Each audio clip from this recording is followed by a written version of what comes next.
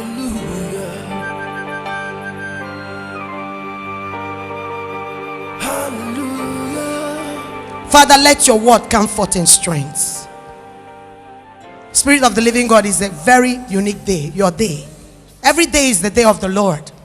Every day is your day. But today is a very special day. Please touch our lives. In Jesus' name. Pentecost was a feast.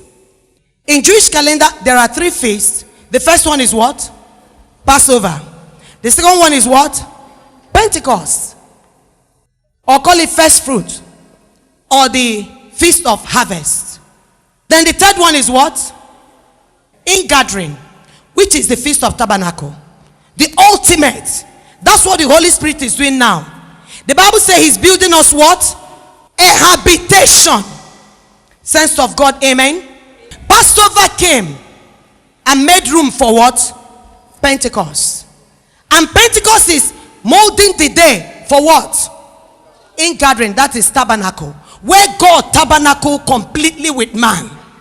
God is going to tabernacle his throne. One day is going to happen. And that is the ultimate day we're waiting for. Where the Bible said that the kingdom of this world shall become the kingdom of our God and his Christ.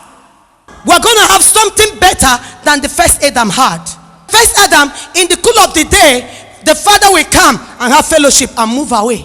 But now he's going to completely dwell with us. Like you walk in here to have fellowship, you can visit the throne room. Somebody praise the Lord. That day is coming. I pray all of us will be part of it. The first time God gave the Jewish nation Passover was when they were where? In Egypt, a type of what? Bondage. So they were in bondage, and he gave them Passover to take them away from bondage into the place of promise, into the promised land. Hallelujah. So they did that Passover, and the blood of the lamb was shed. One clean lamb. And also there was something else they did. What did they do? He asked them to bake what? Bread. Without yeast. That is without leaven. One lamb, spotless lamb. And what? A bread without leaven. No leaven must be seen in this bread. Praise the Lord. So the two significant things for them on that day of Passover was the blood of the lamb, spotless lamb. And again, what again? And the bread without what? One bread, one lamb. Glory to God. The crucifixion of Jesus Christ is the manifestation of the Passover they had. Passover, one lamb, spotless, and one bread without yeast. Is that okay? And it was significant. God was delivering them from what? From bondage. And that was a type of what Jesus did for us on the cross. That was a type of what Jesus did where? On the cross. He was the lamb. In fact, Jesus Christ is called the what? The Paschal Lamb. He is the Passover Lamb. What did he offer to the Father? He offered the Father his blood. He offered also what? His body. If you look at 1 Peter chapter 2, he said he himself carried our sin upon his body on the cross. So the body was important. So that was offered and brought them out from bondage. Did they ever go back to Egypt? Talk to me. Did they ever go back to Egypt? It was not necessary. That one sacrifice did it for them. They were evacuated from Egypt, never to return to bondage. And that goes to say, saints of God, listen. If Jesus Christ entered your life and saved you and delivered you according to Colossians 1 verse 13, he delivered us from the domain of darkness and translated us unto the kingdom of his dear son. Can I announce to you, never again will you be entangled in the bondage of the devil. Somebody praise the Lord. Never again. Listen well, because this is the truth that sets men free. The Israelites never returned to Egypt. When you cross the blood-dotted line, listen to me, the devil, Satan lost you. You are not hearing here well. Satan lost us when we were delivered from the domain of darkness and translated unto God's own kingdom, the kingdom of his dear son. Satan lost us. Now, what do I mean? He doesn't have a legal right over you. But you know, you can run back there. He lost us. That's why when people preach that when you're born again, you need deliverance from ancestral spirits, it's because they are what? In ignorance. They are in error. The blood that was shed for us is strong enough. It achieved for us better than what the blood of lamb achieved for the Israelites in Egypt. It's because the blood of the lamb in Egypt was shed and they never returned there. No matter all their weaknesses, no matter how much sometimes they say, oh, it's like Egypt is better. They wished it, they never returned. Somebody praise the Lord. What the blood of Jesus achieved for you and I is stronger, is better, is greater. Somebody praise the Lord. Hallelujah. When he delivered you, you're delivered. Colossians 1:13, he delivered me. I don't know about you, I am fully delivered in Jesus' name. I'm delivered from the power of darkness. Satan doesn't have a legal right over my life. No, he doesn't. Every ground that the devil is occupying in your life is the ground you give to the devil. Every ground. That's why the Bible says, do not give the devil any what? Footstool. The smallest place in this whole big platform. Did God say to you, don't give the devil even a foothold, which means in all your life he has no place except you give the devil a place. If you don't understand the devil has no legal ground, if the devil is playing games with your life, you can negotiate with the devil. But when you get to the place of understanding that the blood of redemption achieved a perpetual redemption, can I tell you something? You will not allow the devil to encroach in your life. You will say to Satan, back off, I'm redeemed. Back off, my health is redeemed. Back off, my finances are redeemed. You need to stop that devil that want to stop you in your inheritance. And that was all that devil wanted to do. Though these people were delivered from Egypt, he still showing them some photo. But I'm grateful to God that God gave them the pillar of fire, the pillar of cloud, and that pillar talks about the Holy Spirit. Pentecost came after Passover. Now, when did they come? Immediately the blood was there on the lintel and they were set free. Moses led them first day, second day, third day, fourth day, fifth day, until Moses brought them to a mountain called what? Sense of God. Which mountain did Moses bring them to? Mount Horeb, or another name for Mount Horeb is what? Mount Sinai. What happened in Mount Sinai? Anybody remember? It was the place of the covenant. It was the place of the giving of the law. Because Pentecost means what? 50. On the 50th day, God gave them what? Called them into a personal covenant. Look at what the Father wanted to do. He said to Moses, when you lead them out of Egypt, Moses, bring them to me. Somebody praise the Lord. At the place of Passover, they were led out of Egypt. He said, Moses, bring them to who? Where? On Mount Horeb. Because I know that some of us, the Lord is helping us. Hallelujah. He said to Moses, when you lead them out from Egypt with the festival celebration of Passover, they are passing over from death into life, from sickness into health. When you lead them out of that place, Egypt, bring them to who? Bring them to me. Can I tell you, he saved you. It doesn't matter the instrument with which God saved you. He saved you through that instrument so that it should be brought to who? To him. God does not have grandchildren.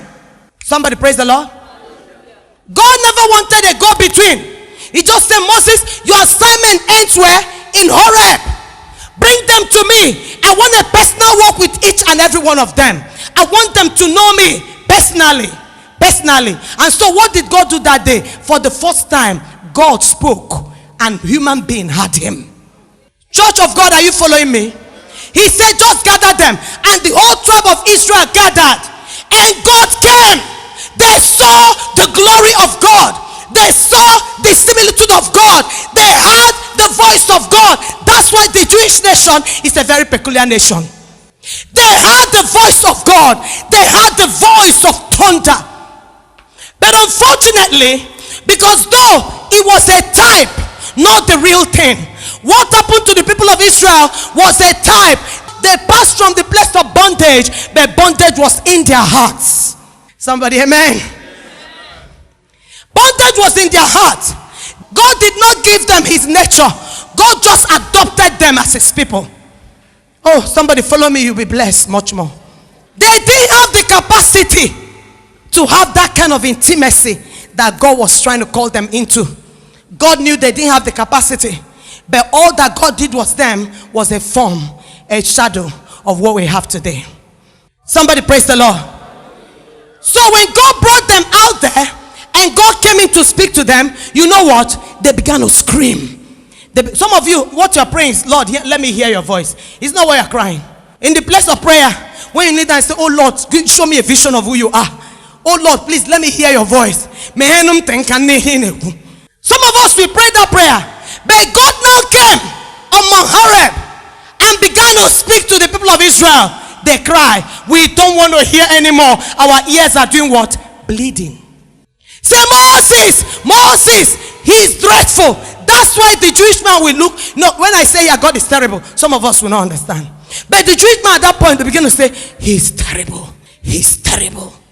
He's terrible. Somebody praise the Lord. And that's why they don't pick his name lightly. His name. Because they saw the form. It was amazing. The mountains were burning. That God, he just spoke. And the whole nation said, we can't endure this voice. It's too strong for us. He's too awesome. He's too holy. He's too dreadful. We can't even pick his name in our mouths. What a holy, dreadful God he is. Somebody praise the Lord. Please follow me. So at that point they said, Moses, don't worry. Please tell him, we're okay. We don't want to hear him for ourselves. We want to go between. From today, whatever he says to you, we will do. But that had never been the intentions of God. The intentions of God is for you to hear God for yourself. He calls us into a personal relationship with him. A place of intimacy. Where you can hear the heartbeat of the Lord. Where you can hear, perceive the smell of the Most High. When he passes and you see the Lord just passed by me. That was the intentions of divinity. That has always been. He doesn't want you to worship from afar. He doesn't want you to bring a form without substance, because the substance is his life, which he gives to you, which you bring back to him. Somebody praise the Lord. So on the 50th day, God came to cut a covenant with them individually, one by one. And they said, in my palace where I came in my maiden home, they will say, Akanyo. They say, Lord, restrain your hand. Then he said, when the Holy Spirit came in fellowship and the Holy Spirit began to feel him, it got a point his natural body could not contain the spirit. And he said, if you don't remove your hand, my spirit will leave my body. Somebody praise the Lord. What God is asking for wasn't even what Benny said. He wants to build you such a capacity that you can house all of him. That was what Paul realized, and Paul said, I want my body to be a body filled with the highest measure of who you are, that I can contain you, that I can move and divinity is moving, that I can release divinity. When I release my hand, divinity will have expression. Somebody praise the Lord. Please go with me, just be a little patient. Amen. So 50 days after they left Egypt, after the night of Passover, God brought them into a place of intimacy. 50. And 50, the word 50 is Pentecost. Praise the Lord. Now he gave them the law. They couldn't hear. He gave them the law. And when Moses said, he spoke to them. Can you see? It was after he spoke to them and they said, we don't want to hear, that he said, okay, Moses, come to the mountain, let me write it. As though he never actually wanted to write it on the tablet of stone. He wanted to communicate to them, speak to them one-on-one, until his word fills their heart, until his word fills their soul, until his word fills their emotion, until his word fills their intellect. He wanted to speak to them in that realm. But when they said, oh, it's too sharp, too strong for us, he said, okay, Moses, I like what they are saying. Oh, that they will ever have it in their heart to fear me, so that it will be well with them. Somebody praise the Lord. He said, okay, so come and stay with me. Let me write it on tablet. Okay, and I'll give to them. They will now read it. You open the Bible and read it. Open. Number 1 on tablet. Number 2 on tablet. This is what he said. That's why, see, If all you know about God is just the letter of the word, you don't know him. You must go beyond the logos to the lively oracle. Somebody praise the Lord. Saints of God, are you hearing me? You must go beyond the logos, the written logos, to what? The lively oracle, where they call it, people call it Rema, because the logos will come alive, and the one who makes it to come alive is the Holy Spirit.